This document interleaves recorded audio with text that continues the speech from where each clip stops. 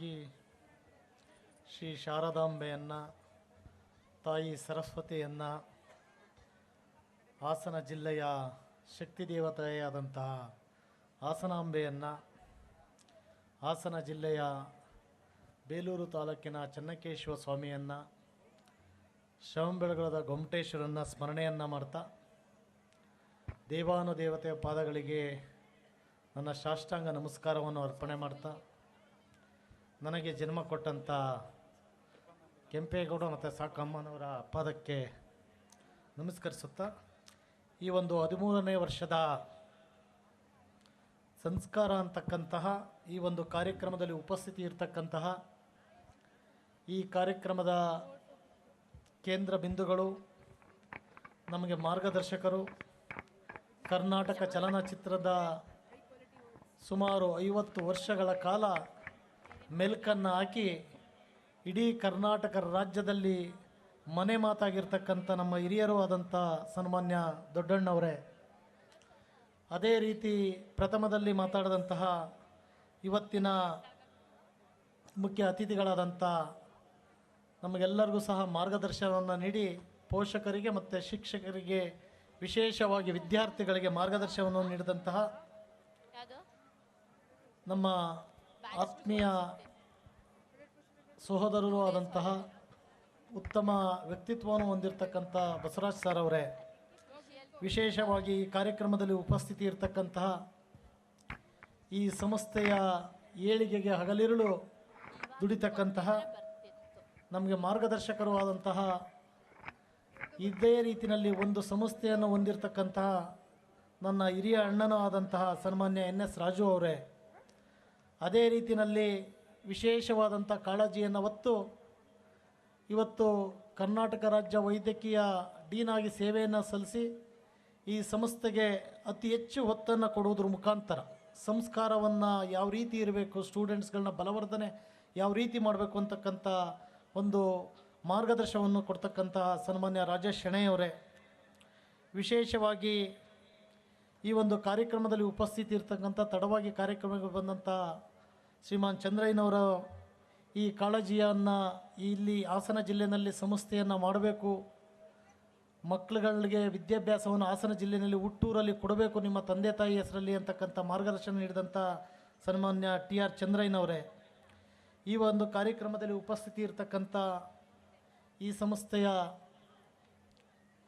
Chairperson, ಅಧ್ಯಕ್ಷರು ಆದಂತಹ, ಈ ಸಂಸ್ಥೆಗೆ ಸದಾ ಹಿತವನ್ನು ಬಯಸ್ತಕ್ಕಂಥ ಪೋಷಕರ ಮತ್ತು ವಿದ್ಯಾರ್ಥಿನಿಯರಿಗೆ ಸದಾ ಶುಭಾಶಯನ್ನು ಕೋರ್ತಕ್ಕಂಥ ಕೋಮಲ ಸುರೇಶ್ ರವರೇ, ಅದೇ ರೀತಿಯಲ್ಲಿ ಈ ಒಂದು ಸಂಸ್ಥೆಯನ್ನು ನಮ್ಮ ಅಜ್ಜ ಅಜ್ಜಿಯ ಹೆಸರಲ್ಲಿ ಮಾಡಿರ್ತಕ್ಕಂಥ ಸಂಸ್ಥೆ, ಈ ಸಂಸ್ಥೆಗೆ ವಿಶೇಷವಾದಂಥ ಕಲ್ಪನೆಯನ್ನು ಕೊಡಬೇಕು, ಈ ಸಂಸ್ಥೆಯಲ್ಲಿ ಸಂಸ್ಕಾರ ಸಂಸ್ಕೃತಿಯನ್ನು ಕೊಡಬೇಕು ಅಂತಕ್ಕಂಥ ವಿಶೇಷ ಕಾಳಜಿಯನ್ನು ಹೊಂದು ಈ ಸಂಸ್ಥೆಗೆ ಅತಿ ಹೆಚ್ಚು ಒತ್ತನ್ನು ಕೊಡುವುದ್ರ ಮುಖಾಂತರ ಈ ಸಂಸ್ಥೆಯ ಟ್ರಸ್ಟಿಯೂ ಆದಂತಹ SLP ವೆಂಚರ್ನ MD ಆದಂಥ HS ಯಶವಂತ ಗೌಡ್ರೆ, ಈ ಒಂದು ಕಾರ್ಯಕ್ರಮದಲ್ಲಿ ಉಪಸ್ಥಿತಿ ಇರತಕ್ಕಂಥ ನಮ್ಮ PU ಕಾಲೇಜಿನ ವಿಮಲ್ ರಾಜ್ರವರೇ, ನಮ್ಮ HKS PU ಕಾಲೇಜಿನ HKS ಪ್ರಾಂಶುಪಾಲರಂಥ ಶಿವಕುಮಾರ್ ಅವರೇ, ವಿಶೇಷವಾಗಿ ಈ ಒಂದು ಕಾರ್ಯಕ್ರಮದ ಸಂಪೂರ್ಣ ಜವಾಬ್ದಾರಿಯನ್ನು ಹೊತ್ತು ಈ ಕಾರ್ಯಕ್ರಮದ ಏಳಿಗೆಗೆ ಈ ಒಂದು ಸಂಸ್ಥೆ ಎಲ್ಲ ಪ್ರಿನ್ಸಿಪಾಲ್ರ ಮತ್ತು ಎಲ್ಲ ವಿದ್ಯಾರ್ಥಿಯರ ಪೋಷಕರನ್ನ ಮತ್ತು ವಿಶೇಷವಾಗಿ ನಮ್ಮ ಟೀಚಿಂಗ್ ಸ್ಟಾಫ್, ನಾನ್ ಟೀಚಿಂಗ್ ಸ್ಟಾಫ್ನ ಗೌರವಿಸ್ತಕ್ಕಂತಹ, ಪ್ರೀತಿಗೆ ಪಾತ್ರರಾಗಿರ್ತಕ್ಕಂಥ ಈ ಸಂಸ್ಥೆಯ ಸೆಕ್ರೆಟರಿಯಾದ HS ಪ್ರಶಾಂತ್ ಗೌಡ್ರೆ, ಈ ಒಂದು ಕಾರ್ಯಕ್ರಮದಲ್ಲಿ ಉಪಸ್ಥಿತಿ ಇರತಕ್ಕಂಥ ಎಲ್ಲ ನನ್ನ ಶಿಕ್ಷಕ ವೃಂದದವರೇ, ಎಲ್ಲ ಶಿಕ್ಷಕೇತರ ವೃಂದದವರೇ, ನನ್ನ ಆತ್ಮೀಯ ಪತ್ರಿಕಾ ಮಿತ್ರರೇ, ವಿಶೇಷವಾಗಿ ಈ ಕಾರ್ಯಕ್ರಮದ ಕೇಂದ್ರ ಬಿಂದು ಪೋಷಕರು ಮತ್ತು ನಮ್ಮ ವಿದ್ಯಾರ್ಥಿಗಳು, ಈ ಒಂದು ಕಾರ್ಯಕ್ರಮದ ಕೇಂದ್ರ ಬಿಂದುಗಳಾದಂಥ ಪೋಷಕರಿಗೆ, ನನ್ನ ವಿದ್ಯಾರ್ಥಿನಿಯರಿಗೆ ನನ್ನ ಆತ್ಮೀಯವಾದಂಥ ಅಭಿನಂದನೆಯನ್ನು ಸಲ್ಲಿಸಿ, ನನಗೆ ಕೊಟ್ಟಿದ್ದು 2 ನಿಮಿಷ ಸಮಯ. ಯಾಕೆಂದರೆ ಪೋಷಕರು ಇವತ್ತು ನಾವು ಮಾತಾಡ್ತಕ್ಕಂಥದ್ದಲ್ಲ, ನಮ್ಮ ಮಕ್ಕಳುಗಳು ಮಾತಾಡ್ತಕ್ಕಂಥದ್ದು. ಕಳೆದ 1 ವರ್ಷದಿಂದ ಅವರು ಯಾವ ರೀತಿಯಲ್ಲಿ ಇದಾಗಿದೆ ಅಂತಕ್ಕಂಥದ್ದು ಇದು ಒನ್ ಆಫ್ ದಿ ಎಕ್ಸಾಮ್ ಇದ್ದಂಗೆ. ಈ ಎಕ್ಸಾಮ್ನ ನಾವು ಅದನ್ನು ಎಕ್ಸಾಮ್ ಸೆಂಟ್ರಲ್ಲಿ ಬರಿತೀವಿ, ಆದರೆ ಇದು ಪೋಷಕರ ಮುಂದೆ ಅದು 4 ಗೋಡೆಗಳ ಮಧ್ಯೆ ಮಾತ್ರ ಎಕ್ಸಾಮನ್ನು ಬರಿತೀವಿ. ಆದರೆ ಇಡೀ ಇರ್ತಕ್ಕಂಥ ಸುಮಾರು 1,000 ಪೋಷಕರ ಮುಂದೆ ಅವರ ಸಾಮರ್ಥ್ಯವನ್ನು ಗುರುತಿಸ್ತಕ್ಕಂಥ ಇದು, ಅದಕ್ಕೆ ಸಮಯವನ್ನು ಅವರಿಗೆ ಮೀಸಲಾಗಿಡೋಣ ಅಂತಕ್ಕಂಥದ್ದಕ್ಕೋಸ್ಕರ ಇವತ್ತು ಈ ಒಂದು HKS ವಿದ್ಯಾಸಂಸ್ಥೆ ಬಹುಶಃ ತಮಗೆಲ್ಲ ಗೊತ್ತಿದ್ದಂಗೆ ವಿದ್ಯಾಭ್ಯಾಸಕ್ಕೆ ಎಷ್ಟು ಒತ್ತನ್ನು ಕೊಡುತ್ತೆ, ಸಂಸ್ಕಾರ ಸಂಸ್ಕೃತಿಗೆ ಗೌರವಿಸ್ತಕ್ಕಂಥದ್ದಕ್ಕೆ ಅಷ್ಟೇ ಒತ್ತನ್ನು ಕೊಡ್ತಕ್ಕಂಥ ಕೆಲಸನ ಇವತ್ತು ಸಂಸ್ಥೆ ಮಾಡ್ತಾ ಇದೆ.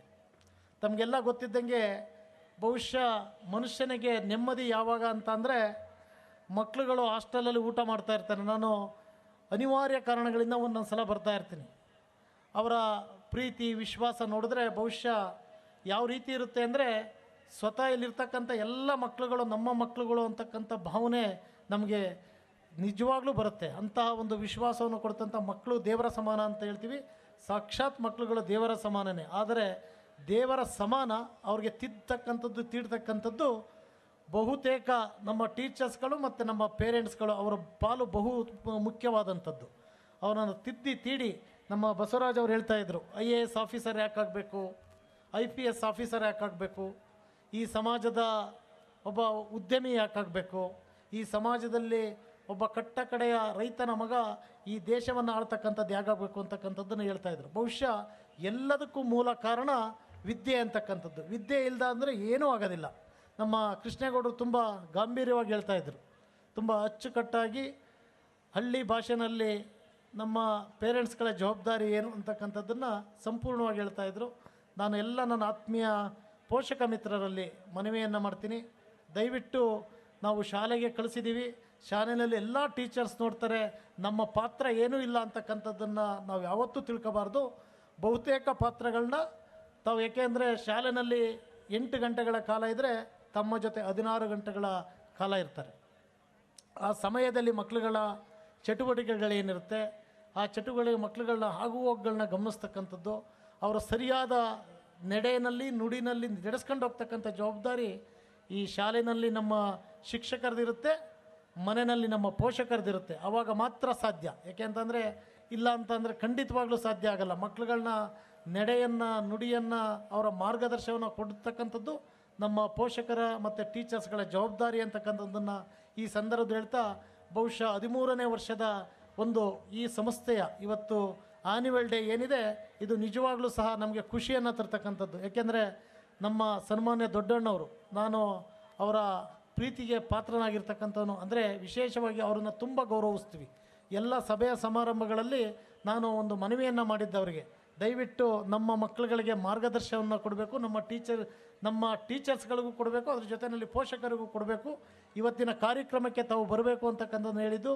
ಅನಿವಾರ್ಯ ಕಾರಣಗಳಿಂದ ಅವರು ಯಾವುದೋ ಶೂಟಿಂಗ್ ಇದ್ದರೂ ಸಹ ಇಲ್ಲ ನಾನು ಈ ಸಂಸ್ಥೆಗೆ ಬಂದೇ ಬರ್ತೀನಿ, ನಾನು ಎರಡನ್ನ ಮಾತಾಡಲೇಬೇಕು, ಪೋಷಕರನ್ನ ನನ್ನ ವಿದ್ಯಾರ್ಥಿಗಳನ್ನ ಕುರಿತು ಅಂತಕ್ಕಂಥದ್ದನ್ನು ಹೇಳಿ ಇವತ್ತು ಎಲ್ಲ ಒತ್ತಡಗಳ ನಡುವೆನೂ ಸಹ ಈ ಕಾರ್ಯಕ್ರಮಕ್ಕೆ ಬಂದಿದ್ದಾರೆ.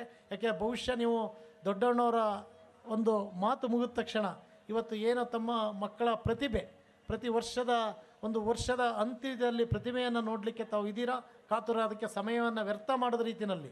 ಯಾಕೆ ಅಂತಂದರೆ ತಾವು ದೂರದ ಊರಿಗೆ ಹೋಗ್ಲಿದ್ದೀರಾ, ಎಲ್ಲ ಮಕ್ಕಳುಗಳ ರೆಸಿಡೆನ್ಷಿಯಲ್ ಮಕ್ಕಳುಗಳ ಕರ್ಕೊಂಡು ಹೋಗ್ಲಿಕ್ಕಿದ್ದೀರಾ ಅಂತಕ್ಕಂಥ ಭಾವನೆಯನ್ನು ಅರಿತು ವಿಶೇಷವಾಗಿ ಇವತ್ತು 13ನೇ ವರ್ಷದ ಈ ಒಂದು ಕಾರ್ಯಕ್ರಮ ಯಶಸ್ವಿಗೆ ಸಂಸ್ಥೆಯ ಎಲ್ಲ ಕಡೆಯ ಒಬ್ಬ ನೌಕರನಿಂದ ಹಿಡಿದು ಪ್ರಾಂಶುಪಾಲರವರೆಗೂ ಹಿಡಿದು ಮ್ಯಾನೇಜ್ಮೆಂಟ್ವರೆಗೂ ಹಿಡಿದು ಅದ್ರ ಜೊತೆಯಲ್ಲಿ ಕೇಂದ್ರ ಬಿಂದುಗಳಾದಂಥ ಎಲ್ಲ ನನ್ನ ವಿದ್ಯಾರ್ಥಿನಿಯರಿಗೆ, ನನ್ನ ಪೋಷಕ ಮಿತ್ರರಿಗೆ ವಿಶೇಷವಾಗಿ ನಾನು ಅಭಿನಂದನೆಯನ್ನು ಸಲ್ಲಿಸಿ ನನ್ನ ಮಾತಿಗೆ ವಿರಾಮ ಹೇಳ್ತೀನಿ. ಜೈ ಹಿಂದ್, ಜೈ ಕರ್ನಾಟಕ, ಬಲೋ ಭಾರತ್ ಮಾತಾ ಕಿ.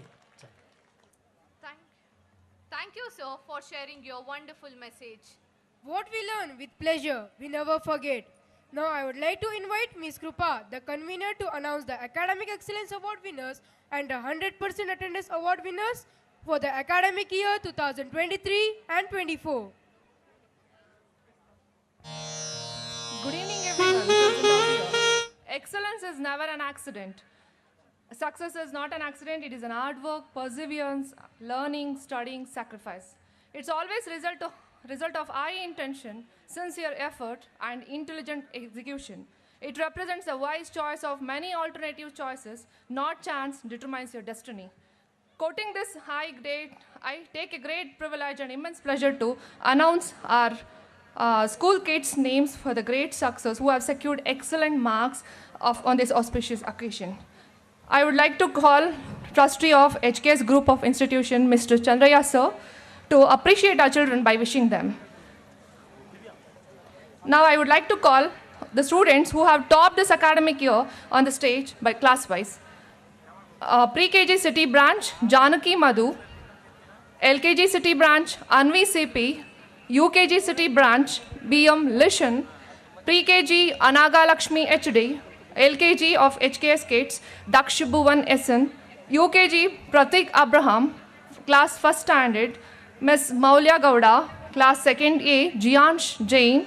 Class 2nd B, Liba Fatima. Class 3rd B, Ms. Lumbini HD.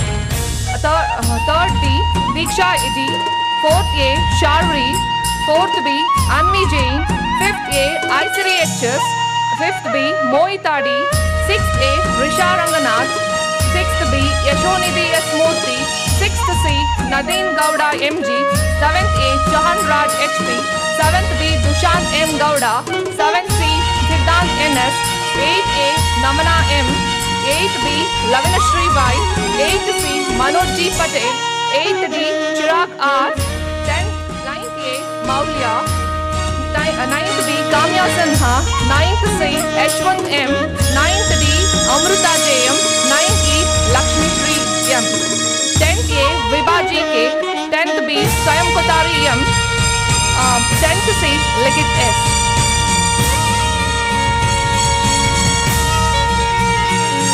I request all the audience to give a big round of applause. Achievements of today are stepping stones of the future ones. Excellence in education, we believe that school, team, principal, teachers and support staff who make an outstanding contribution to their students should be recognized and their success celebrated.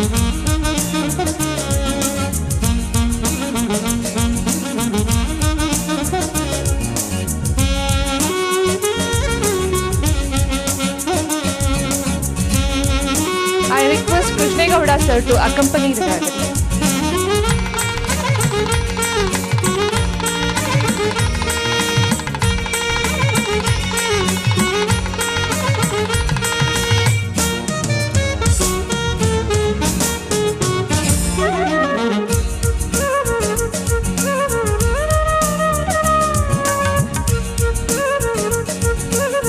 Excellent is not being the best, it is doing your best. Congratulations, my dear children.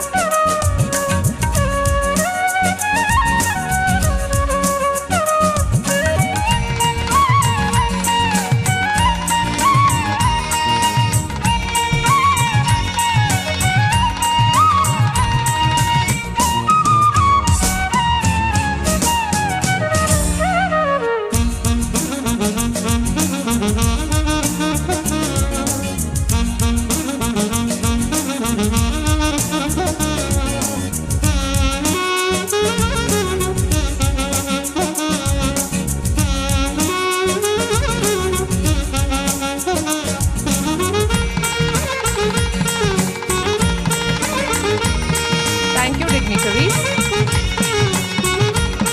Now I would like to call 100% attendance awards. When students improve their attendance rate, they improve their academic prospects and chances for graduating. Today's attendance is tomorrow's success. Quoting this now, I request our guest of honor, Mr. Ashwant Gowda sir, to give away the award for the students who have achieved 100% attendance award for this academic year 2023. Now I would like to call all the students who have attained 100% attendance in their respective classes.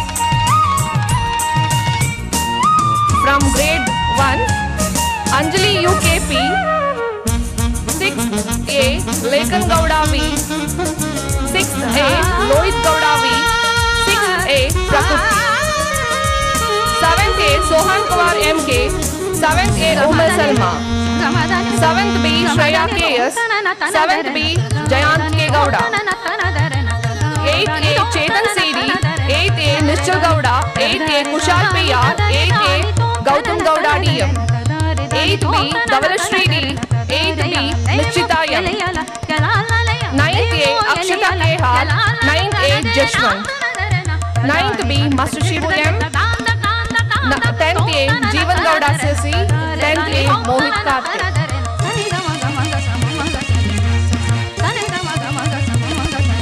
Excellence, attendance and punctuality is a key for our students' success. Therefore, we ensure that attendance and punctuality are the highest they possibly can be in order to prepare our students for the better future. It is the responsibility of everyone in our school community, parents, staff, students to ensure they achieve the success. Congratulations, my dear lovely children, for attaining 100% attendance award.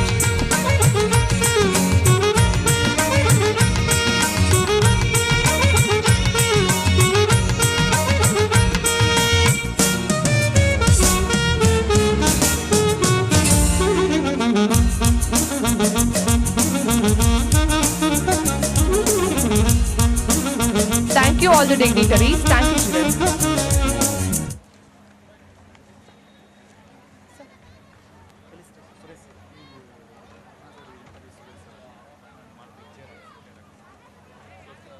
It's a great pleasure to have our General Secretary Sri H.K. Suresh sir.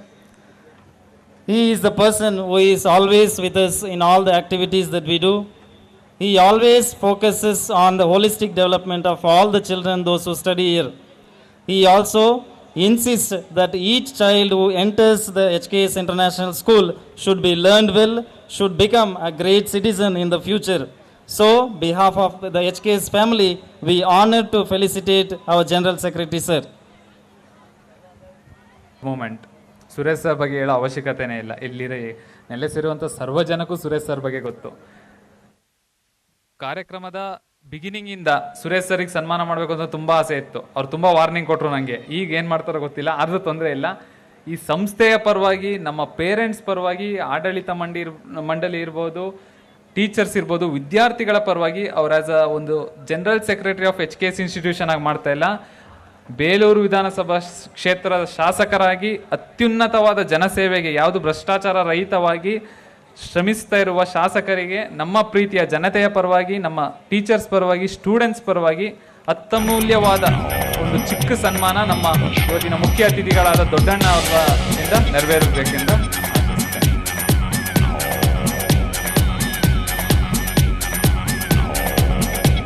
ಅವರ ಆಶಯ ಆಗಲಿ, ಅವರ ಅಕ್ಕರೆ ಆಗಲಿ, ಅವರ ಕಾಳಜಿ ಆಗಲಿ, ಈ ಶಾಲೆಯ ಮೇಲಾಗಲಿ ಹಾಸನ ಜಿಲ್ಲೆಯನ್ನು ಒಂದು ವಿದ್ಯಾಕ್ಷೇತ್ರ ಮಾಡಬೇಕು, ಬೇಲೂರು ವಿಧಾನಸಭೆಯನ್ನು ಸರ್ವತೋಮುಖ ಅಭಿವೃದ್ಧಿ ಮಾಡಬೇಕೆಂಬ ಆಸೆ ಗಗನಕ್ಕೆ ಮೀರಿತು ಅಂತ ಅಂದರೆ ತಪ್ಪಾಗಲ್ಲ. ಅದೇ ರೀತಿ ಅವರು ಸತತವಾಗಿ ಸೋತರೂ ಸಹ, ಜೀವನದಲ್ಲಿ ಕುಗ್ಗಿದ್ರೂ ಸಹ ಜನಸೇವೆಗೆ ಒತ್ತು ಕೊಟ್ಟು ಈ ಕ್ಷಣಕ್ಕೂ ಸಹ ತಮ್ಮ ಜೀವನದ ಬಹುಮುಖ್ಯ ಭಾಗವನ್ನು ಜನಸೇವೆಗೆ ಮುಡಿಪಾಗಿ ಇಟ್ಟಿದ್ದಾರೆ ಅಂದರೆ ತಪ್ಪಾಗಲ್ಲ. Thank you for all the dignitaries and a special thanks to Suresh sir for accepting our felicitation. Thank you.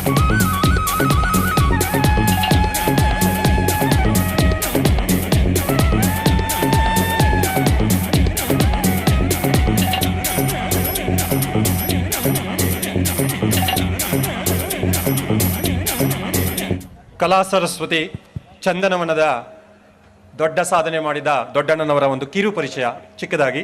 Hassan ಜಿಲ್ಲೆಯ ಅರಸೀಕೆರೆಯಲ್ಲಿ ಜನಿಸಿದವರು. 1949 ನವೆಂಬರ್ 11ನೇ ತಾರೀಕು. ಇವರ ತಂದೆ ಸೂಗೂರಪ್ಪ, ನಂಜಮ್ಮ, ಇವರ ಹೆಂಡತಿ ಶಾಂತ, ಮಕ್ಕಳು ಸುಗುರೇಶ್, ಉಷಾರಾಣಿ, ಚೈತ್ರ ಮಕ್ಕಳು. ಭದ್ರಾವತಿಯಲ್ಲಿ ವಿಘ್ನೇಶ್ವರ ನಾಟಕ ಸಂಘ ಕಲಾ ಸೇವೆಯಲ್ಲಿ ಪ್ರಾರಂಭಿಸಿದರು. 500 ಚಿತ್ರಗಳಲ್ಲಿ ಅಭಿನಯಿಸಿದ ಭಾರತೀಯ ನಟ ಎಂಬ ಹೆಮ್ಮೆಗೆ ಪಾತ್ರರಾಗಿದ್ದಾರೆ. ಉಕ್ಕಿನ ಕಾರ್ಖಾನೆಯಲ್ಲಿ ಕೆಲಸ, ಗಂಧರ್ವ ರಂಗಭೂಮಿಯ ತಂಡವನ್ನು ಕಟ್ಟಿ ಸ್ನೇಹಿತರೊಂದಿಗೆ ಪ್ರಾರಂಭಿಸಿದರು. ಬಡತನದಿಂದ, ಸಂಸ್ಕಾರದಿಂದ ತಂದೆ ತಾಯಿಗಳನ್ನು ನೋಡಿ ಮಕ್ಕಳು ಬೆಳೆಯುತ್ತಾರೆ ಎಂಬುದು ಇವರ ನಿಲುವು. ನಟನಾಗಿ, ಕಳನಟನಾಗಿ, ಹಾಸ್ಯ ನಟನಾಗಿ, ಪೋಷಕ ನಟನಾಗಿ ಬಹುಮುಖ ಪ್ರತಿಭೆಯುಳ್ಳ ನಟ ನಮ್ಮ ದೊಡ್ಡಣ್ಣನವರು. ಕನ್ನಡ, ತಮಿಳು, ತೆಲುಗು ಚಿತ್ರರಂಗದಲ್ಲಿ ತಮ್ಮದೇ ಸಾಧನೆಯನ್ನು ಮಾಡಿದ್ದಾರೆ.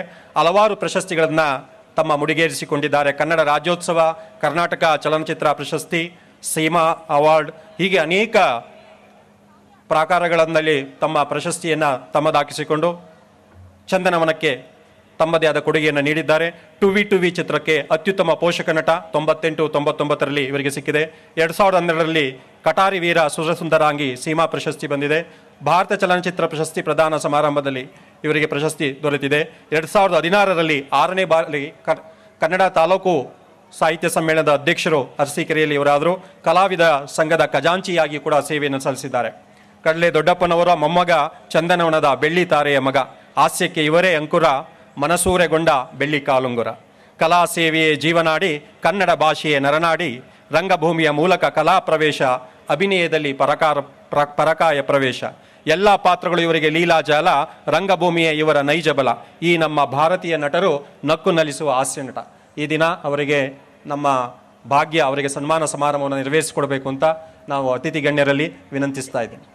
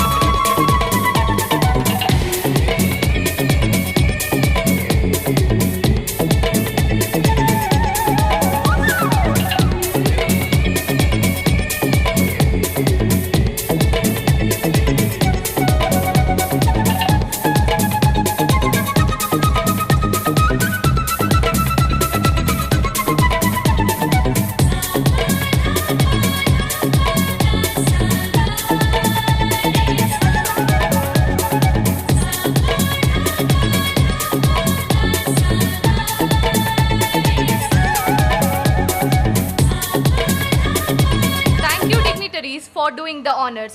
We rarely get this kind of opportunity to listen to the words of great personality like Sri Doddanna, a renowned film actor in Kannada industry. ಬಿಡಮ್ಮ ಮಾತಾಡ್ತೀನಿ.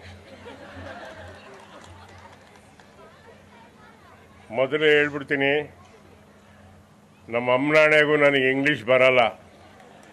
ಕೃಷ್ಣೇಗೌಡರು ಓದಿದ್ದಾರೆ, ಆದರೂ ಸಹಿತ ಶುದ್ಧ ತಾಯಿ ಭಾಷೆ ಕನ್ನಡ, ಬರೀ ಕನ್ನಡ ಅಲ್ಲ, ಕಸ್ತೂರಿ ಭಾಷೆಯಲ್ಲಿ ಮಾತಾಡಿದ್ರು. ನನ್ನ ಹಾರ್ಟ್ಗೆ, ನನ್ನ ಹೃದಯಕ್ಕೆ ನೇರವಾಗಿ ತಾಕ್ತು ಆ ಮಾತು. ವೇದಿಕೆ ಮೇಲೆ ಕುಳಿತಿರುವ ಎಲ್ಲ ಗಣ್ಯರಿಗೆ ಮತ್ತು ಎಲ್ಲದಕ್ಕಿಂತ ಬಹಳ ಹೆಚ್ಚಾಗಿ ಇಲ್ಲಿ ಕೂಡ್ತಿರ್ತಕ್ಕಂತಹ ನನ್ನ ಅಕ್ಕ ತಂಗಿಯರಿಗೆ, ನನ್ನ ಅಣ್ಣ ತಮ್ಮಂದರಿಗೆ ಭಕ್ತಿಪೂರ್ವಕವಾದಂಥ ಪ್ರಣಾಮಗಳನ್ನು ಅರ್ಪಿಸ್ತಾ ಇದ್ದೀನಿ. ಯಾಕೆ ಅಂತ ಕೇಳಿದ್ರೆ, ಜನರ ತಾಳ್ಮೆಗೂ ಒಂದು ಬೆಲೆ ಇರುತ್ತೆ. ಆದರೆ ನೀವು ಎಷ್ಟು ಸಾವಧಾನವಾಗಿ ಕೂತ್ಕೊಂಡಿದ್ದೀರಾ ಅಂದರೆ ಇನ್ನೂ ಅರ್ಧ ಗಂಟೆ ಮಾಡ್ರು ಅಂತ. ಆದರೆ ಅರ್ಧ ಗಂಟೆಯಲ್ಲಿ ಇನ್ನೂ 10 ನಿಮಿಷನೂ ನಾವು ನಿಮ್ಮನ್ನು ಕಾಯ್ಸೋಕ್ಕೆ ತಯಾರಾಗಿಲ್ಲ. ನಿಮ್ಮ ಮಕ್ಕಳು ಈ ಶಾಲೆಯಿಂದ ಏನನ್ನು ಕಲ್ತಿದ್ದಾರೆ ನೋಡೋ ಕಾತರ ನಿಮ್ಮೆಲ್ಲರಿಗೂ ಇದೆ ಅಂತ ನಮಗೆ ಗೊತ್ತು. ಆದ್ದರಿಂದ 2 ನಿಮಿಷ ಮಾತಾಡಿ ನನ್ನ ಮಾತಿಗೆ ವಿರಾಮ ಹಾಕ್ತೀನಿ. ಬಹಳ ಮುಖ್ಯವಾಗಿ ನಮ್ಮ ಕೃಷ್ಣೇಗೌಡರು ಒಂದು ಒಳ್ಳೆ ಮಾತು ಹೇಳಿದ್ರು. ಏನು ಹೇಳಿದ್ರು ಅಂತಂದರೆ, ರಾಜ್ಕುಮಾರ್ ಅವರೊಂದು ಹಾಡಲ್ಲಿ ಹೇಳ್ತಾರೆ, ಕಲಿಯೋಕ್ಕೆ ಕೋಟಿ ಭಾಷೆ, ಕಲಿಯೋಕ್ಕೆ ಕೋಟಿ ಭಾಷೆ, ಆಡೋಕ್ಕೆ ಒಂದೇ ಭಾಷೆ ಕನ್ನಡ, ಕನ್ನಡ ಕನ್ನಡ ಕನ್ನಡ ಅನ್ನೋ ಮಾತನ್ನು ಹೇಳ್ತಾರೆ. ಯಾಕೆ ಅಂತಂತಂದರೆ, ಇಲ್ಲಿ ಹೆಣ್ಣುಮಕ್ಕಳು ಜಾಸ್ತಿ ಸಂಖ್ಯೆಯಲ್ಲಿ ಸೇರಿದ್ದೀರಾ. ನಿಮ್ಮಲ್ಲಿ ನನ್ನ ಕಳಕಳಿಯ ಮನವಿ ಇಷ್ಟು, ಓದೋದಕ್ಕೆ ವಿದ್ಯೆ ಬಹಳ, ಬದುಕೋದಕ್ಕೆ ವಿದ್ಯೆ, ಜ್ಞಾನಕ್ಕೆ ಎಷ್ಟು ವಿದ್ಯೆ ಮುಖ್ಯನೋ ಅಷ್ಟೇ ಮುಖ್ಯ ತಾಯಿ ಭಾಷೆ. ನೀವು ಹೆಣ್ಣು ಮಕ್ಕಳು ನಿಮ್ಮ ಮಕ್ಕಳಿಗೆ ದಯಮಾಡಿ ಮನೆಯಲ್ಲಿ ಕನ್ನಡವನ್ನು ಕಲಿಸಲೇಬೇಕು. ಯಾಕೆ ಕಲಿಸಬೇಕು ಅಂತಂತಂದರೆ, ತಾಯಿ ಭಾಷೆ ಏನಾದರೂ ಮರೆತರೆ ತಾಯಿ ಮರ್ತಂಗೆ, ತಾಯಿ ಮರೆತರೆ ತಾಯಿನಾಡು ಮರ್ತಂಗೆ. ಯಾರಾದರೂ ಹೊರಗಡೆ ಹೋದರೆ ಕೇಳ್ತಾರೆ, ನಿನ್ನ ತಾಯಿ ಭಾಷೆ ಯಾವುದು, ನಿನ್ನ ತಾಯಿ ಭಾಷೆ ಯಾವುದು ಅಂತ ಕೇಳ್ತಾರೆ ಹೊರತು ನಿನ್ನ ಅಪ್ಪನ ಭಾಷೆ ಯಾವುದು, ನಿನ್ನ ತಂದೆ ಭಾಷೆ ಯಾವುದು ಅಂತ ಕೇಳಲ್ಲ. ಅದಕ್ಕೋಸ್ಕರನೇ ತಾಯಿನ ಮೊದಲ ಗುರು ಅಂತ ಕರೀತಾರೆ. ತಾಯಿನೇ ಮೊದಲ ಗುರು. ಯಾಕೆ ಅಂತಂತಂದರೆ ನವಮಾಸ ಗರ್ಭದಲ್ಲಿ ಹೊತ್ತಿರ್ತಾಳೆ. ಅಷ್ಟೇ ಅಲ್ಲ, ಆ ಮಗುಗೆ ಒಂದು ತಿಂದರೆ ಹೆಚ್ಚು, ಒಂದು ತಿಂದರೆ ಕಮ್ಮಿ ಅನ್ನೋ ಒಂದು ನೋವಿಂದ ಇರ್ತಾಳೆ. ತನ್ನ ರಕ್ತದ ಜೊತೆಗೆ ಉಸಿರನ್ನು ಕೊಟ್ಟು ಮಗುನ ಬೆಳೆಸ್ತಾಳೆ. ಎದೆ ಹಾಲನ್ನು ಕೊಡ್ತಾಳೆ. ತುತ್ತಿನ ಚೀಲ ದೊಡ್ಡದು ಮಾಡೋದಕ್ಕೋಸ್ಕರ ದೂರದಲ್ಲಿರೋ ಆಕಾಶ ಚಿಕ್ಕಿ ಚಂದ್ರಮನ್ನು ತೋರಿಸಿ ಕತೆ ಹೇಳ್ತಾಳೆ.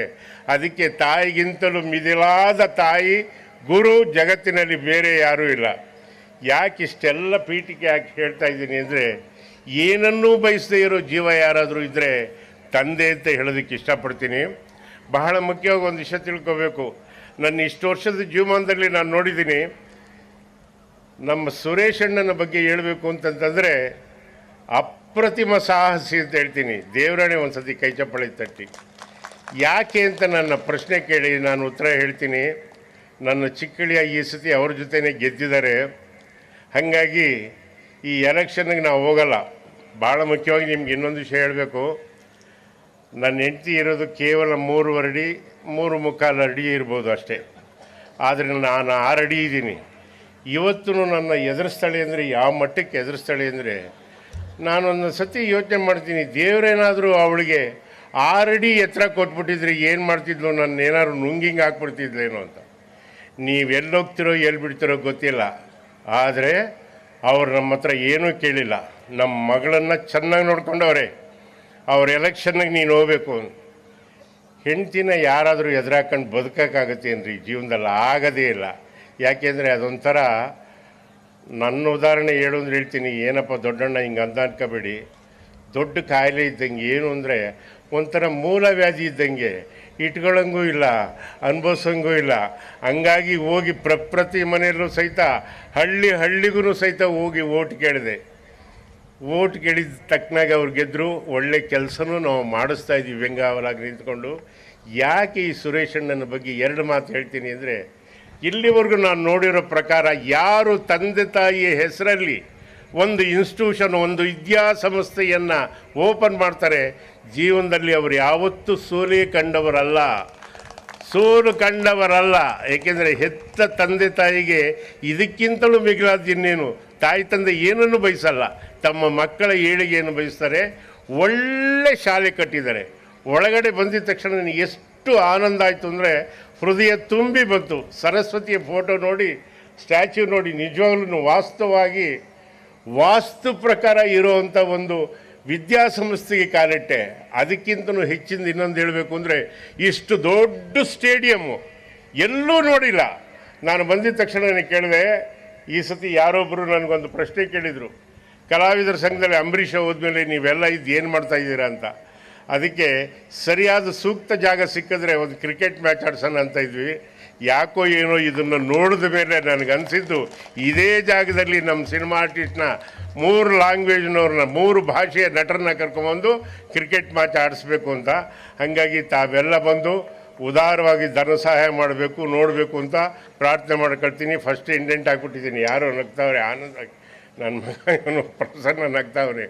ಹಾಗಾಗಿ ಇನ್ನೊಂದು ವಿದ್ಯಾಸಂಸ್ಥೆ ನಾನು ಯಾವ್ದು ನೋಡಿದೆ ಅಂದರೆ, ಒಬ್ಬರು IPS ಆಫೀಸರ್ ಆಗಿದ್ದಂತಹ ರಾಮಮೂರ್ತಿಯವರು ಒಂದು ಒಳ್ಳೆ ಸಂಸ್ಥೆ ಕಟ್ಟಿದರು. ಯಾವುದು ಅಂದರೆ CMR ಎಜುಕೇಷನ್ ಸೆಂಟರ್ ಅಂತ. CMR ಅಂದರೆ ನಿಮಗೆ ಗೊತ್ತಿದೆಯೋ ಇಲ್ವೋ, ಅವರ ತಂದೆ ಹೆಸರು ಚಿಕ್ಕಮುನಿಯಪ್ಪ ರೆಡ್ಡಿ ಅಂತ. ಅದರಲ್ಲಿ ಕಟ್ಟಿರುವಂಥ ಸಂಸ್ಥೆ ಇವತ್ತು ಎಷ್ಟು ಬೃಹದಾಕಾರವಾಗಿ ಬೆಳೆದಿದೆ ಅಂದರೆ ಬಂದಿದೆ, ಅಷ್ಟು ದೊಡ್ಡದಾಗಿ ಬೆಳೆದಿದೆ. ಅದಕ್ಕೋಸ್ಕರನೇ ಅದೊಂದು ಸಂಸ್ಥೆ, ಇದೊಂದು ಸಂಸ್ಥೆ. ಬೇರೆ ಯಾವ ದೇವ್ರನ್ನೂ ನೀವು ಪೂಜೆ ಮಾಡಬೇಕಿಲ್ಲ. ತಂದೆ ತಾಯಿಗಿಂತಲೂ ಮಿಗಿಲಾದ ದೇವರು ಇನ್ನೊಂದಿಲ್ಲ. ನನ್ನ ವಿದ್ಯಾರ್ಥಿ ಮಿತ್ರರಿಗೆ ಬಹಳ ಕಳಕಳಿಯಿಂದ ನಾನೊಂದು ಮನವಿ ಮಾಡಿಕೊಳ್ತೀನಿ. ಒಂದು ಮದುವೆ ಅಂದರೆ 4 ಕಾಲಿನ ಚಪ್ರ ಹಾಕ್ತೀವಿ. ಒಂದು ದೊಡ್ಡ ಸೌಧ ಕಟ್ಟಬೇಕು ಅಂತಂದರೆ 4 ಕಾಲಿನ ಕಂಬಗಳನ್ನು ನೆಡ್ತೀವಿ. ಹಂಗಾಗಿ ಆ 4 ಜೀವನ ಅನ್ನೋ ಒಂದು ದೊಡ್ಡ ಅಡಿಪಾಯ ಹಾಕಬೇಕಾದ್ರೆ 4 ಕಂಬಗಳನ್ನು ನೀವು ಕೊನೆಯವರೆಗೂ ಕಾಪಾಡ್ಕೊಳ್ಳಿ. ಯಾವುದು ಅಂದರೆ ಮಾತಾ, ಪಿತಾ, ಗುರು, ದೈವ. ನೋಡಿ ಎಷ್ಟು ಚೆನ್ನಾಗಿದೆ. ಮಾತಾ, ಪಿತಾ, ಗುರು, ದೈವ. ಈ 4 ನೀವು ಚೆನ್ನಾಗಿ ನೋಡಿಕೊಂಡ್ರೆ ಬೇರೆ ಇನ್ನೇನು ಯಾವ ದೇವ್ರಿಗೂ ಕೈ ಮುಗಿಬೇಕಾಗಲ್ಲ, ಯಾವ ದೇವ್ರಿಗೂ ಕೇಳಲ್ಲ. ಹಾಗಾಗಿ ನೀವು ತಾಯಿ ತಂದೆನ ಚೆನ್ನಾಗಿ ನೋಡ್ಕೊಳ್ಳಿ. 3ನೇದು ಗುರು. ನಮ್ಮಲ್ಲಿ ನಾವು ಓದಬೇಕಾದ್ರೆ ಕನ್ನಡ ಶಾಲೆಯಲ್ಲಿ ಓದೋರು ಅದರಲ್ಲಿ ಏನಿತ್ತು ಅಂತಂದರೆ ವರ್ಣ ಮಾತ್ರಂ ಕಲುಹಿದಾತಂ ಗುರು ಸುತನೇ ಸದ್ಗತಿದಾತನೇ ಹರ ಹರ ಶ್ರೀ ಚನ್ನ ಸೋಮೇಶ್ವರ. ಒಂದೊಂದೂ ಅಷ್ಟೇ, ಅಕ್ಕರವು ಲೆಕ್ಕಕ್ಕೆ, ತರ್ಕವು ವಾದಕ್ಕೆ, ಮಿಕ್ಕೆಲ್ಲ ವಿದ್ಯೆಗಳು ತಿರುಪಿಗೆ, ಮೋಕ್ಷಕ್ಕೆ ಎರಡು ಅಕ್ಷರ ಸಾಕು ಸರ್ವಜ್ಞ ಅಂತ. ಸರ್ವಜ್ಞನ ಪದ ಆಗಿರ್ಬೋದು. ಹಾಗೇನೆ ಸಹಿತ ಯಾವುದಾದ್ರೂ ಶರಣರ ವಚನಗಳು ಬಂತು ಅಂದರೆ ನಮಗೆ ಆನಂದ ಆಗೋದು. ಯಾಕೆ ಅಂತಂತಂದರೆ ಬಸವಣ್ಣವ್ರು ಹೇಳ್ತಾರೆ, ನಮಗೇನಂತ ಹೇಳ್ತಾರೆ ಅಂದರೆ, ಜಾತಿಗೆ ಒತ್ತು ಕೊಡಬೇಡ, ಜಾತಿ ಸ್ಥಿರ ಅಲ್ಲ ಮನುಷ್ಯನಿಗೆ, ನೀತಿ ಸ್ಥಿರ.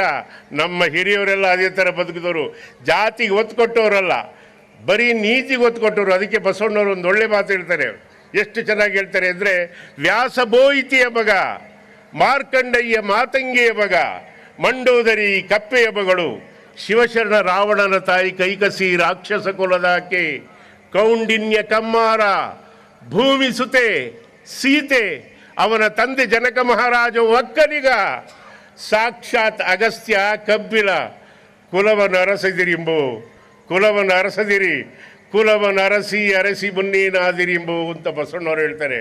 ಹಾಗಾಗಿ ಕಸ್ತೂರಿ ಕನ್ನಡನ ನೀವು ಕಲಿಸ್ಬೇಕು ನಿಮ್ಮ ಮಕ್ಕಳಿಗೆ ಅನ್ನೋದು ನನ್ನ ಕಳಕಳಿಯ ಮನವಿ. ದಯವಿಟ್ಟು ಅದನ್ನು ಕಲಿಸಿ. ಯಾಕೆ ಅಂತಂತಂದರೆ ಕನ್ನಡಕ್ಕಿಂತ ಮಿಗಿಲಾದ ಸರ್ವಶ್ರೇಷ್ಠ ಭಾಷೆ ಇಲ್ಲ. ಯಾಕೆ ಅಂತ ಕೇಳಿ, ಜಗತ್ತಿನ 3 ಸರ್ವಶ್ರೇಷ್ಠ ಭಾಷೆಗಳಲ್ಲಿ ಕನ್ನಡ ಒಂದು. ಒಂದೇ ಒಂದು ಶಬ್ದಕ್ಕೆ 20ರಿಂದ 25 ಪಾರಿಭಾಷಿಕ ಶಬ್ದಗಳು ಯಾವುದಾದ್ರೂ ಸಿಕ್ಕುವಂಥ ಒಂದು ದೊಡ್ಡ ಸಾಗರದಷ್ಟು ವಿಶಾಲವಾದ ಭಾಷೆ ಇದ್ದರೆ ಅದು ಕನ್ನಡ ಅನ್ನೋದನ್ನು ನೀವು ಯಾವತ್ತೂ ಮರಿಬೇಡಿ. ನೃಪತುಂಗನ ಕಾಲದಲ್ಲಿ ಎಲ್ಲಿಂದ ಎಲ್ಲಿವರೆಗೂ ಇತ್ತು ಗೊತ್ತಾ? ಎಲ್ಲಿಂದ ಎಲ್ಲಿವರೆಗೂ ಇತ್ತು? ವಿಜಯ ಕವಿ ಎಷ್ಟು ಚೆನ್ನಾಗಿ ಹೇಳ್ತಾನೆ ಕವಿರಾಜ ಮಾರ್ಗದಲ್ಲಿ, ಕಾವೇರಿಯಿಂದ ಗೋದಾವರಿವರೆಗಿದ್ದ ನಾಡಿದು ಕನ್ನಡವೇ. ಕಾವೇರಿಯಿಂದ ಗೋದಾವರಿ ಎಲ್ಲಿ? ನಾಸಿಕ್ ಮಹಾರಾಷ್ಟ್ರ, ಗೌತಮಿ ತಟಾಕ, ಗೋವಿನ ಕಿವಿ ಥರ ಗೋದಾವರಿ ನದಿ ಹುಡ್ತಾಳಲ್ರಿ, ಅಲ್ಲಿವರೆಗೂ ಇತ್ತು ಕನ್ನಡ ನಾಡು. ಯೋಚನೆ ಮಾಡಿ, ಕೃಷ್ಣದೇವರಾಯನ ಕಾಲದಲ್ಲಿ 9 ಜನ ಕವಿಗಳಿದ್ದವರೆಲ್ಲ ತೆಲುಗು ಕವಿಗಳೇ. ಅಲ್ಲಸಾನಿ ಪೆದ್ದಣ್ಣ ಆಗಿರ್ಬೋದು, ರೇವಕ ನಿಮ್ಮಡಿ ಆಗಿರ್ಬೋದು, ಗೊಗ್ಗಯ್ಯ ಆಗಿರ್ಬೋದು, ತೆನ್ನಾಲಿ ರಾಮಕೃಷ್ಣ ಆಗಿರ್ಬೋದು, ಎಲ್ಲರೂ ಒಂದೇ ಒಂದು ಮಾತಾಡ್ತಾ ಇದ್ದಿದ್ದು, ಅರುವು ಅಧ್ವಾನಂ ತೆಲುಗು ತೇಟ ಕಸ್ತೂರಿ ಕನ್ನಡ. ಕನ್ನಡಕ್ಕೆ ಕಸ್ತೂರಿಯ ಕಂಪಿದೆ. ಯಾಕೆಂದರೆ ಈ ಭಾಷೆಗೆ ವ್ಯಾಕರಣ ಇದೆ, ಛಂದಸ್ಸಿದೆ, ಅಲ್ಪ ಪ್ರಾಣ ಮಹಾಪ್ರಾಣ ಇದೆ. ಅದಕ್ಕೆ ವಿನೋಬಾ ಭಾವೆಯವರು ಒಂದು ಮಾತು ಹೇಳ್ತಾರೆ, ಲಿಪಿಗಳ ರಾಣಿ ಯಾವುದಾದ್ರೂ ಇದ್ದರೆ ಅದು ಕನ್ನಡ ಅನ್ನೋ ಮಾತನ್ನು ಹೇಳ್ತಾರೆ. ಹಂಗಾಗಿ 8 ಜ್ಞಾನಪೀಠ ಪ್ರಶಸ್ತಿ ಬಂದಿದೆ ಅಂತಂದರೆ ಸಾಹಿತ್ಯಕ್ಕೆ ಇನ್ನೆಷ್ಟು ಗಡಿಸುತನ ಇದೆ, ಈ ಕನ್ನಡಕ್ಕೆ ಎಷ್ಟು ಶಕ್ತಿ ಇದೆ ಅನ್ನೋದನ್ನು ನೀವು ತಿಳ್ಕೋಬೇಕು. ನಮ್ಮ ಕೃಷ್ಣೇಗೌಡರು ಇನ್ನೊಂದು ಒಳ್ಳೆ ಮಾತು ಹೇಳಿದ್ರು, ನೀವು ಎಷ್ಟು ಚೆನ್ನಾಗಿ ನೀವು ನಿಮ್ಮ ಮಕ್ಕಳಿಗೆ ವಿದ್ಯೆ ಕೊಡ್ತೀರೋ ಅಷ್ಟೇ ಬಹಳ ಮುಖ್ಯವಾಗಿ ಸಂಸ್ಕಾರ ಕೊಡಬೇಕು. ನೀವು ನಿಮ್ಮ ಮಕ್ಕಳಿಗೆ ಸಂಸ್ಕಾರ ಕೊಡೋದು ಹೆಂಗೆ ಅಂದರೆ, ರಾಮಾಯಣ ಮಹಾಭಾರತಗಳನ್ನು ತಪ್ಪದೇ ಓದಿಸ್ಬೇಕು. ಯಾಕೆ ಓದಿಸ್ಬೇಕು ಅನ್ನೋದಕ್ಕೆ ಒಂದೇ ಒಂದು ಮಾತು ಸಣ್ಣದಾಗಿ ಹೇಳ್ಬಿಡ್ತೀನಿ. ಕೃಷ್ಣನಿಗೆ ಕುಂತಿದೇವಿ ಸೋದರತ್ತೆ ಆಗಬೇಕು. ಅವಳೇನು ಮಾಡ್ತಾಳೆ, ಹಸ್ತಿನಾವತಿಯಿಂದ ನೇರವಾಗಿ ಮಥುರಾ ನಗರಕ್ಕೆ ಬರ್ತಾಳೆ ಕೃಷ್ಣನ ನೋಡೋದಕ್ಕೆ.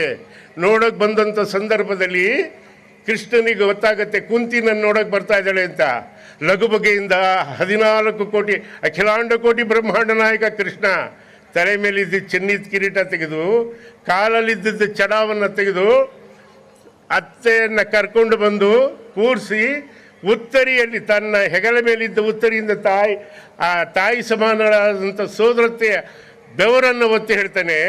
ಕುಡಿಯೋದಕ್ಕೆ ಪಾನಕ ಕೊಟ್ಟು ಚಾಮರದಲ್ಲಿ ಅವಳಿಗೆ ಗಾಳಿ ಹಾಕಿ ನಮ್ಮ ಅತ್ತೆಗೆ ಅಂತ ಹೇಳ್ಬಿಟ್ಟು ಕಾಲನ್ನು ಹೆಗಲ ಮೇಲೆ ಹಾಕ್ಕೊಂಡು ಕಾಲಿ ಸುತ್ತ ಕೇಳ್ತಾನಂತೆ ಅಖಿಲಾಂಡ ಕೋಟಿ ಬ್ರಹ್ಮಾಂಡ ನಾಯಕ.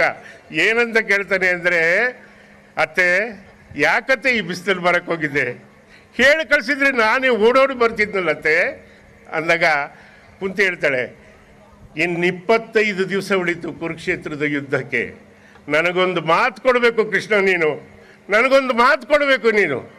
ಕೇಳತ್ತೆ, ನಿನಗಿಲ್ಲಿದ್ದೇನು ಸೋದರತ್ತೆ, ತಾಯಿಗೆ ಸಮಾನ ನೀನು, ಕೇಳು ಏನು ಬೇಕು ಅಂತ. ಆವಾಗ ನನಗೆ 2 ವರ ಬೇಕು ಅಂತ. ಆಯಿತು, ತಥಾಸ್ತು, ಕೇಳು ಏನು ಬೇಕು ಅದು. ನನ್ನ ಮಕ್ಕಳು ಪಾಂಡವರಲ್ಲಿ ಒಬ್ಬರೂ ಸಾಯಿಕೊಡ್ದು ಹಂಗಂತ ಪ್ರಮಾಣ ಮಾಡೋದು. ಆವಾಗ ಕೃಷ್ಣ ಹೇಳ್ತಾನೆ, ಮಮ ಪ್ರಾಣ ಹಿ ಪಾಂಡವ, ಪಾಂಡವರನ್ನು ನನ್ನ ಆತ್ಮಕ್ಕಿಂತನೂ ನನ್ನ ಪ್ರಾಣಕ್ಕಿಂತನೂ ಹೆಚ್ಚಾಗಿ ರಕ್ಷಣೆ ಮಾಡ್ತೀನಿ. ಎರಡನೇದೇನು ಕೇಳು ಅಂತಾನೆ. ಹೆಂಗೆ ಕೇಳೋದಿನ್ನ ಕೇಳು. ಆದರೆ ಸವತಿ ಮತ್ಸರ ಅವಳೊಂದು ಮಾತು ಕೇಳ್ತಾಳೆ. ಏನಂತ ಕೇಳ್ತಾಳೆ ಅಂದರೆ, ಕೌರವರಲ್ಲಿ ಒಬ್ಬರು ಉಳಿಬಾರ್ದು, ಒಬ್ಬರು ಉಳಿಬಾರ್ದು. ಅವಾಗ ಅವ್ರು ಹೇಳ್ತಾರೆ, ಜೋರಾಗಿ ಗಹಗಹಿಸಿ ನಗ್ತಾನೆ ಕೃಷ್ಣ. ಯಾಕೆ ಕೃಷ್ಣ ನಗ್ತಾ ಇದೆಯಾ? ನಾನು ತಪ್ಪು ಕೇಳಿದ್ದಂದರೆ, ಅತ್ತೆ ಯಾರೂ ಕೆಟ್ಟವ್ರನ್ನ ಸಾಯಿಸೋದು ಬೇಡ, ಯಾರೂ ಸಾಯಿಸೋದು ಬೇಡ. ಅವ್ರಿಗೆ ದುರಹಂಕಾರ ಜಾಸ್ತಿ ಆದಾಗ ಅವರವರೇ ಸಾಯ್ತಾರೆ, ನೀನೇನೂ ಚಿಂತೆ ಮಾಡಬೇಡ ಬಿಡು ಅಂತ ಅವನು ಮಾತನ್ನು ಹೇಳ್ತಾನೆ. ಇದೆಲ್ಲ ನಾವು ತಿಳ್ಕೋಬೇಕು ಅಂದರೆ ರಾಮಾಯಣ ಮಹಾಭಾರತದಲ್ಲಿ ಬರುತ್ತೆ. ಇದನ್ನು ಓದಿಸ್ಬೇಕು. ಯಾಕೆಂತಂದರೆ ಕೃಷ್ಣನ ಮೇಲೆ ಭೀಷ್ಮನಿಗೆ ಎಷ್ಟೊಂದು ನಂಬಿಕೆ, ವಿಶ್ವಾಸ, ಭಕ್ತಿ ಇತ್ತು ಅನ್ನೋದಕ್ಕೆ ಒಂದೇ ಒಂದು ಪದ್ಯ, ಅದನ್ನು ಹೇಳಿಬಿಟ್ಟು ನಾನು ಮಾತಿಗೆ ವಿರಾಮ ಆಗ್ತೀನಿ. ಯಾಕೆಂದರೆ ನೀವೆಲ್ಲ ನಿಮ್ಮ ಮಕ್ಕಳನ್ನ ನೋಡಬೇಕು ಸ್ಟೇಜ್ ಮೇಲೆ ಅನ್ನೋ ಆಸೆಯಿಂದ ಇದ್ದೀರಾ. ಸಾಲದಕ್ಕೆ ಸುರೇಶ್ ಅಣ್ಣನಲ್ಲಿ ನಾನು ಇನ್ನೊಂದು ರಿಕ್ವೆಸ್ಟ್ ಮಾಡ್ತೀನಿ. ಏನು ಅಂದರೆ, ನೆಕ್ಸ್ಟ್ ಈ ಥರ ಕಾರ್ಯಕ್ರಮ ಮಾಡಿ ಬೇಡ ಅಂತೇಳಲ್ಲ, ಪೋಷಕರಿಗೆಲ್ಲ ಒಂದು ಕ್ಯಾಪ್ಷನ್ ಕಳಿಸಿ, ಬರಬೇಕಾದ್ರೆ ನಿಮ್ಮ ಮನೆಯಿಂದ ಬೆಚ್ಚಿಗೆ ಶಾಲನ್ನು ಅಥವಾ ಒದ್ಕೊಳ್ಳೋದಕ್ಕೆ ಒಂದೊಂದು ರಗ್ಗನ್ನು ತನ್ನಿ ಅಂತ. ಏಕೆಂದರೆ ನಾವೆಲ್ಲ ಫರ್ನಿಸಲ್ಲಿ ಕೆಲಸ ಮಾಡಿದವರು ಎಷ್ಟೇ ಸೆಕೆ ತಡಿತೀವಿ, ಆದರೆ ಚಳಿ ತಡಿಯೋಕ್ಕಾಗಲ್ಲ. ಅದರೊಳಗಾಗೂ ಮೇಲ್ಗಡೆ ಏನು ಜೋರಾಗಿ ಬೀಸ್ತಾ ಇದೆ ಅಂದರೆ ಹಂಗೆ ಬೀಸ್ತಾ ಇದೆ.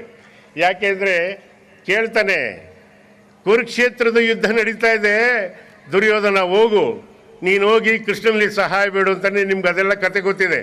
ಆವಾಗ ಹೇಳ್ತಾನೆ, ಅವನು ಅಲ್ಲಿಂದ ಬರ್ತಾನೆ, ನಾನು ಬೇಕು, ನಾನೊಂದು ಕಡೆ 18 ಅಕ್ಷೋಹಿಣಿ ಸೈನ್ಯ ಒಂದು ಕಡೆ, 11 ಅಕ್ಷೋಹಿಣಿ ಸೈನ್ಯ ಒಂದು ಕಡೆ, ಯಾವುದು ಬೇಕು ನಿನಗೆ ಎಂದಾಗ, ನೀನು ಕಟ್ಕೊಂಡು ನಾನೇನು ಮಾಡೋಣ, 11 ಅಕ್ಷೋಹಿಣಿ ಸೈನ್ಯ ಕೊಡು ಅಂತಾನೆ.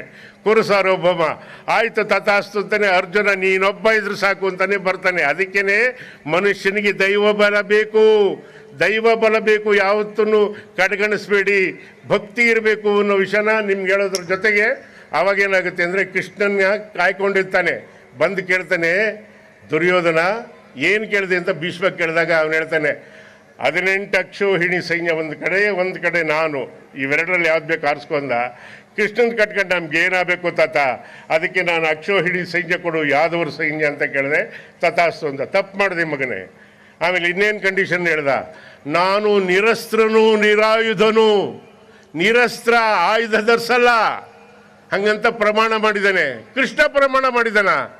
ಆವಾಗ ಭೀಷ್ಮರು ಹೇಳ್ತಾರೆ, ಸತ್ಯವಾಗಲೂ ಅವನ ಆಯುಧ ಧರಿಸ್ಬೇಕು, ಹಂಗೆ ಮಾಡ್ತೀನಿ, ಇಲ್ಲ ಅಂದರೆ ನಾನು ಭೀಷ್ಮನೇ ಅಲ್ಲ, ಗಂಗಾಪುತ್ರ ಭೀಷ್ಮನೇ ಅಲ್ಲ ಅನ್ನೋ ಮಾತನ್ನು ಹೇಳ್ತಾನೆ. ಯಾಕೆ ಇದನ್ನೆಲ್ಲ ಹೇಳ್ತಾ ಇದ್ದೀನಿ ಅಂದರೆ ನಂಬಿಕೆ. ಅದಕ್ಕೇನೆ ಭೀಷ್ಮ ಪ್ರತಿಜ್ಞೆ ಅನ್ನೋದು.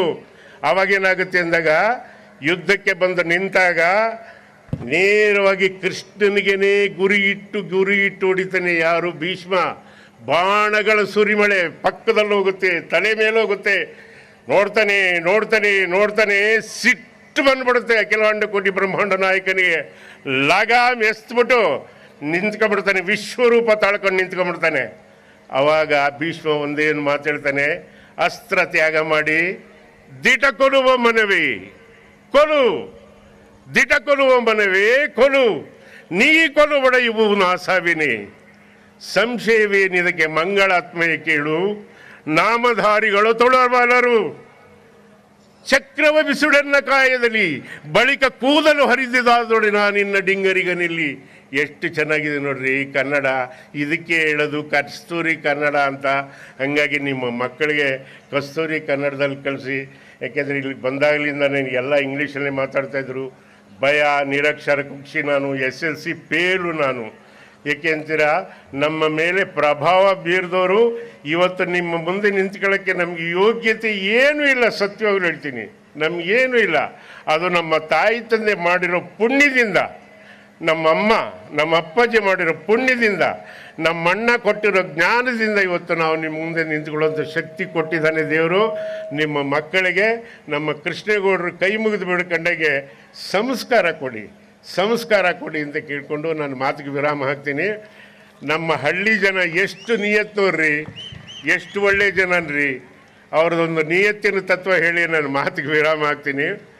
ಎಷ್ಟು ಅನುಭವದ ಮೂಸೆಯಿಂದ ಹೇಳಿರ್ತಾರೆ ನೋಡಿ, ಅದನ್ನು ನೀವೇ ಅರ್ಥ ಮಾಡ್ಕೋಬೇಕು. ಅಚ್ಚ ಕನ್ನಡದಲ್ಲಿದೆ, ಸ್ವಚ್ಛವಾಗಿ ಅಚ್ಚ ಕನ್ನಡದಲ್ಲಿ, ತಿಳಿಗನ್ನಡದಲ್ಲಿದೆ. ಏನು ಅಂದರೆ, ನಿಯತ್ತಾಗಿ ನಾನ್ ತತ್ವ ಹೇಳ್ತೀನಿ ಪಟಿಂಗ್ರ ಸೋಬತಿ ಮಾಡಬಾರದು.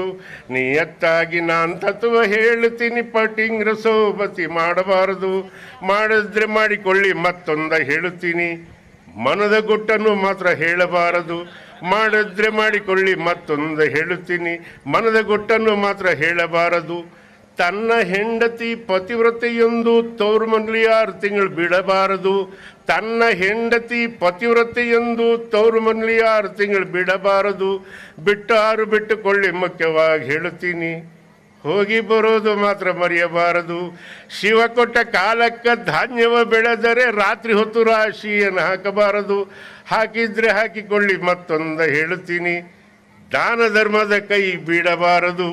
ಗುರು ಪಂಚಾಕ್ಷರಿ ವಿರೂಪಾಕ್ಷ ಸ್ವಾಮಿಯ ದರ್ಶನಕ್ಕೆ ಹೋಗೋದ ಮರೆಯಬಾರದು. ಮರ್ತುಕೊಳ್ಳಿ ಕೊನೆಗೆ ಹೇಳುತ್ತೀನಿ, ಅನ್ನ ಕೊಟ್ಟ ಶ್ರೀ ಗುರುವನ್ನು ಮಾತ್ರ ಮರೆಯಬಾರದು. ಸಿರಿಗನ್ನಡಂ ಗೆಲ್ಗೆ, ಸಿರಿಗನ್ನಡಂ ಬಾಳ್ಗೆ. ನಿಮ್ಮೆಲ್ಲರಿಗೂ ಒಳ್ಳೇದು ಮಾಡಲಿ ಭಗವಂತ. ನಮಸ್ಕಾರ.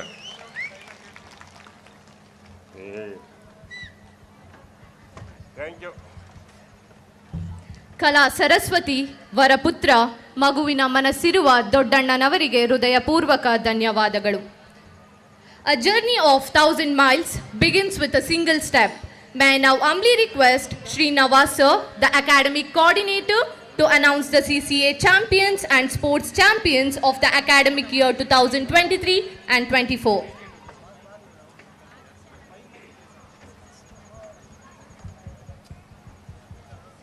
Good evening everyone. I am here to present cultural championship for the academic year 2023-24. So I request Professor Rajesh Ranai to give away this prize.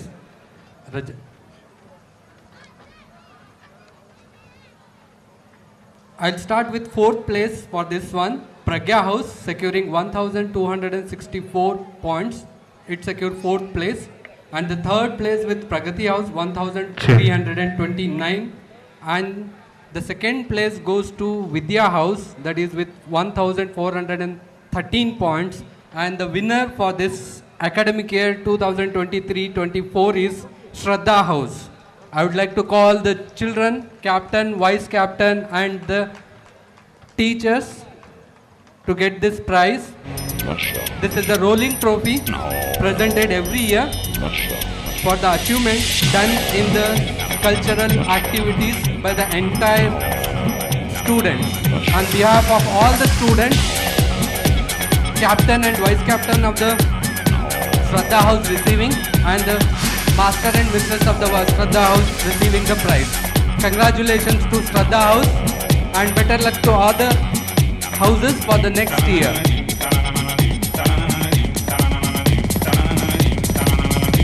Next, I would like to call the sports champion of this year, academic 23-24. Sports champion, I'll start with the 4th place, Shraddha House 4th place with 1,750. Pragati House with 2,500, 3rd place. And the second place is Vidya House with 3,500. And the first place goes to Pragya House with 6,500 points. And I request the house captain and vice captain to receive the trophy along with the teachers. Congratulations to Pragya House for their excellent performance throughout the year. And better luck to all the other houses for the next academic year. Thank you dignitaries for presenting the championship trophy. Thank you everyone.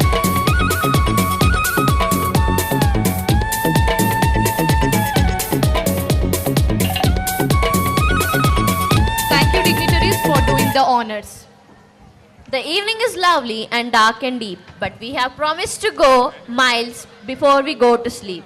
It is time to end the formal program with a vote of thanks, to show gratitude to all who made this evening a grand success. I request PHS Prashant Goda, the Honorable Secretary of HKS Group of Institution, to offer thanksgiving.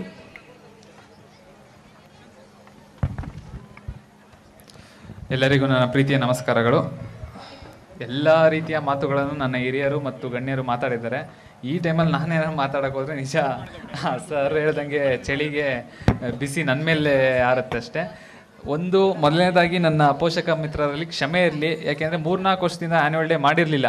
ಈ ವರ್ಷ ಒಂದು ದೊಡ್ಡ ಹಬ್ಬದ ರೀತಿಯಲ್ಲಿ ಮಾಡಬೇಕನ್ನೋ ಆಸೆಯಲ್ಲಿ ಸ್ವಲ್ಪ time ಜಾಸ್ತಿ ತಗೊಂಡಿದ್ವಿ. ಗೊತ್ತು, ದೂರದ ಪ್ರದೇಶದಿಂದ ಬಂದಿದ್ದೀರಾ, ಟೈಮ್ ಲೇಟ್ ಆಗಿದೆ, ಮಕ್ಕಳನ್ನು ಕರ್ಕೊಂಡು ಹೋಗೋಕ್ಕೆ ಟೈಮ್ ಆಗುತ್ತೆ. ಬಟ್ ಇದೊಂದು ಕ್ಷಮೆ ಇರಲಿ. ಎಲ್ಲರೂ ಸಹ ಇಲ್ಲಿರುವಂಥ ಎಲ್ಲ ಗಣ್ಯರು ಸಹ ಇವತ್ತು ಇಲ್ಲಿ ಬರಬೇಕಂದ್ರೆ ಅವತ್ತು ಅವರು ಸ್ಟಾರ್ಟ್ ಮಾಡಿದ ಸಹ ಒಬ್ಬರು ಬೆನ್ನು ತಟ್ಟಿರ್ತಾರೆ, ಅದಕ್ಕೆ ನಾವು ಇವತ್ತು ಚಪ್ಪಾಳೆ ತಟ್ತೀವಿ. ಅದೇ ರೀತಿ ನಮ್ಮ ಮಕ್ಕಳಿಗೆ ಇವತ್ತು ನಾವು ಬೆನ್ನನ್ನು ತಟ್ಟಿ ಚಪ್ಪಾಳೆನೂ ತಟ್ಟಿ ಪ್ರೋತ್ಸಾಹಿಸ್ಬೇಕಂತ ಕೇಳ್ಕೊತೀನಿ. ಈ ಕಾರ್ಯಕ್ರಮಕ್ಕೆ ಬಂದಂಥ ನನ್ನ ಪ್ರೀತಿಯ ತಾತ ಅಜ್ಜಿಯಾದ ಈ ಸಂಸ್ಥೆಯ ಸಂಸ್ಥಾಪಕರಾದ ಕೆಂಪೇಗೌಡ ಮತ್ತು ಸಾಕಮ್ಮ ಅವರಿಗೆ ಧನ್ಯವಾದಗಳು. ಮತ್ತು ಎಲ್ಲರ ಪ್ರೀತಿಯ ದೊಡ್ಡಣ್ಣನವರಿಗೆ, ಅವರು ಕರ್ನಾಟಕಕ್ಕೆ ದೊಡ್ಡಣ್ಣ ಅಂದರೆ ತಪ್ಪಾಗಲ್ಲ, ಅಷ್ಟೇ ಶ್ರೇಷ್ಠವಾದ ಮತ್ತು ಪ್ರೀತಿ ಮನಸ್ಸಲ್ಲಿ ಸ್ವಲ್ಪನೂ ವಿಷನೇ ಇಲ್ದಲೇ ಮಾತಾಡಿದ್ದಾರೆ. ಅವರಿಗೆ ನನ್ನ ತುಂಬು ಹೃದಯದ ಧನ್ಯವಾದಗಳು. ಮತ್ತು ಅತ್ಯುನ್ನತ ನೋಡಿ, ನಾವು ಉದ್ಧಾರ ಆದರೆ ಸಾಕು ಅಂತ ಇರ್ತೀವಿ ಈ ಕಾಲದಲ್ಲಿ, ಅಂಥದ್ರಲ್ಲಿ ನಮ್ಮ ಬಸವರಾಜ್ ಸರ್ ಹೇಗೆ ಈಗಿನ ಮಕ್ಕಳು ಮತ್ತು ಈಗಿನ ಪೋಷಕರು ಬೆಳಿಬೇಕು, ಮಕ್ಕಳನ್ನ ಮುಂದೆ ತರಬೇಕು, UPSC ಮತ್ತು ಇನ್ನೂ ಉನ್ನತ ಮಟ್ಟದ ಪರೀಕ್ಷೆಗೆ ಹೇಗೆ ಪ್ರಿಪೇರ್ ಆಗಬೇಕು ಅನ್ನೋದನ್ನ ಹೇಳಿದ್ದಾರೆ. ಧನ್ಯವಾದ ಸರ್. ಮತ್ತು ಈ ಸಂಸ್ಥೆಯ ಅಡ್ವೈಸರ್ ಆದ Krishna Prasad sir in is absence, ಮತ್ತು ನನ್ನ ಪ್ರೀತಿಯ NS Raju sir for is guidance. Professor doctor Rajesh Shenoy sir is always part in administration ಇರ್ಬೋದು, ಅಕಾಡೆಮಿಕ್ಸ್ ಇರ್ಬೋದು, ಯಾವಾಗಲೂ ನಮಗೆ ಸಹಾಯ ಮಾಡಿದ್ದಾರೆ. ಮತ್ತು ಈ ಸಂಸ್ಥೆಯ ಚೇರ್ಪರ್ಸನ್ ಆದಂಥ Komala Suresh ma'am, HK Suresh sir and my dear Chandraiah sir always ಈ ಸಂಸ್ಥೆ ಆಗು ಹೋಗುಗಳಿಗೆ ಏಳಿಗೆಗೆ ಸದಾ ಸಲಹೆಯನ್ನು ನೀಡ್ತಾ ಇದ್ದಾರೆ. ಮತ್ತು ನನ್ನ ಪ್ರೀತಿಯ ಅಣ್ಣನಾದ HS ಯಶವಂತಗೌಡರು trustee HKS group of institution always ನನಗಾಗಲಿ ಈ ಸಂಸ್ಥೆಗಳಲ್ಲಿ ಸದಾ ಗೈಡೆನ್ಸ್ ನೀಡ್ತಾ ಇದ್ದಾರೆ. ಮತ್ತು Vimal Raj sir young and energetic HKS PU principal, ಮತ್ತು doctor Shivakumar sir, all coordinators, conveners, residential staff, teachers, admin staff, non teaching staff, police force, press, media, digital media, event management, choreographers and my dear beloved parents and energetic students. ನಿಜವಾದ program start ಆಗೋದು ಈಗ, ಆದರೂ ಸಹ ಇಷ್ಟು time ತಗೊಂಡಿದ್ದಕ್ಕೆ ಒಂದು ಕ್ಷಮೆ ಇರಲಿ. ಮತ್ತು please enjoy the programme and please stay till the last moment. Thank you one and all. Thank you, sir, for your wonderful Thanksgiving message. Now, the cultural extravaganza will begin shortly. Sit back and enjoy the fantabulous exhibition of our students. I humbly request the Honorable Principal and the head of HKS International School. International School, thank you.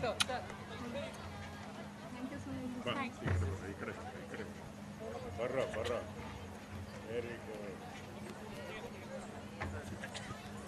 ಈ ಕಡೆ ಕಾಣಿಸ್ಬೇಕು.